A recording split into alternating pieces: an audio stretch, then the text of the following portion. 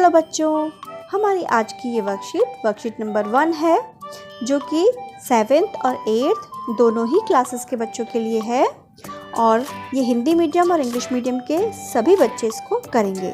Date है 17 अप्रैल 2021। आज हमारी वर्कशीट में भारत, उसके पड़ोसी देश, उसके केंद्र शासित प्रदेश और राज्यों के बारे में बताया गया है।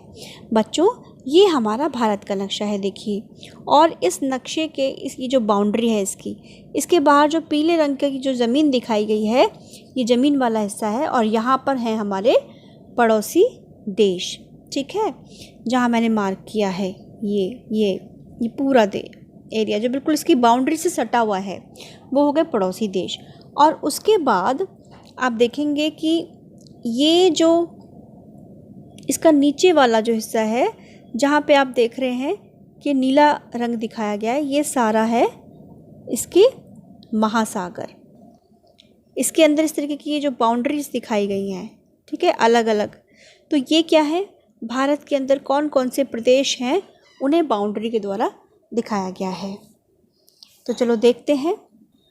हमारे देश का नाम भारत है। भारत एशिया महाद्वीप का हिस्सा है। भारत 15 अगस्त 1947 को आज़ाद हुआ था। भारत में 28 राज्य हैं और 8 केंद्र शासित प्रदेश हैं। तो ये भी अंडरलाइन करने वाली चीज़ है। कितने राज्य हैं? 28। और केंद्र शासित प्रदेश कितने हैं, जो कि राज्य नहीं है? वो है 8। यह सारे संसार में अपनी अनेकता में एकता के लिए प्रसिद्ध है। अनेकता में एकता का मतलब क्या है कि यानी कि भारत में अलग अलग जाति के, धर्म के लोग रहते हैं, तो लेकिन हमारे अंदर कितनी यूनिटी है, तो इसीलिए कहते हैं कि यहाँ के लोगों में अनेकता में एकता है और इसीलिए पूरे वर्ल्ड में, संसार में फेमस भी है।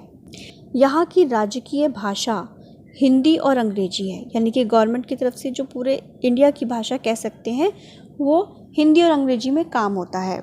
उसके अलावा राजधानी जो है भारत की, वो कौन सी है? दिल्ली है। ये भी बहुत इम्पॉर्टेंट है कि कैपिटल जिसको बोलते हैं, यानी क्या है, राजधानी पूरे देश की दिल्ली है।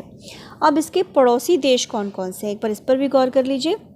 पाकिस्तान, चीन, अफ़गानिस्तान, भूटान, म्यांमार, नेपाल, बांग्लादेश, श्रीलंका और मालदीव, ये इसके बाउंड्री से लगे हुए देश हैं, इसीलिए इनको पड़ोसी देश कहते हैं। अब है भारत के उत्तर में हिमालय पर्वतमाला है, और अगर पर्वत देखें तो इसकी बाउंड्री से कौन सा है उत्तर में?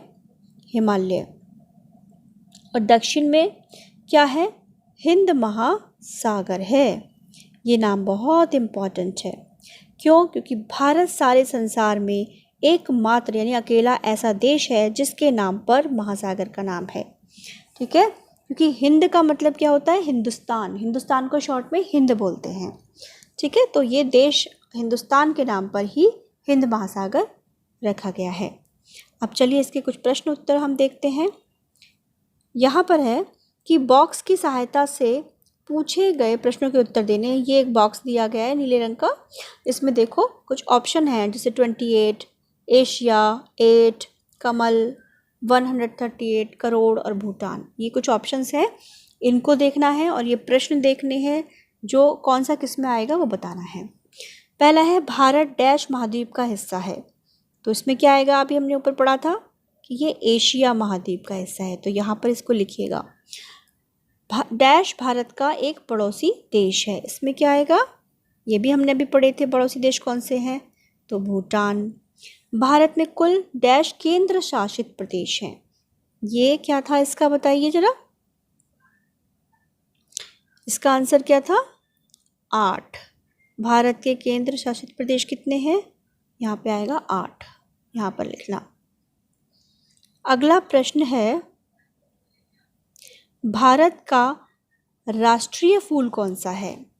इसका राष्ट्रीय फूल कौन सा है? ये हम सभी जानते हैं कि ये है कमल।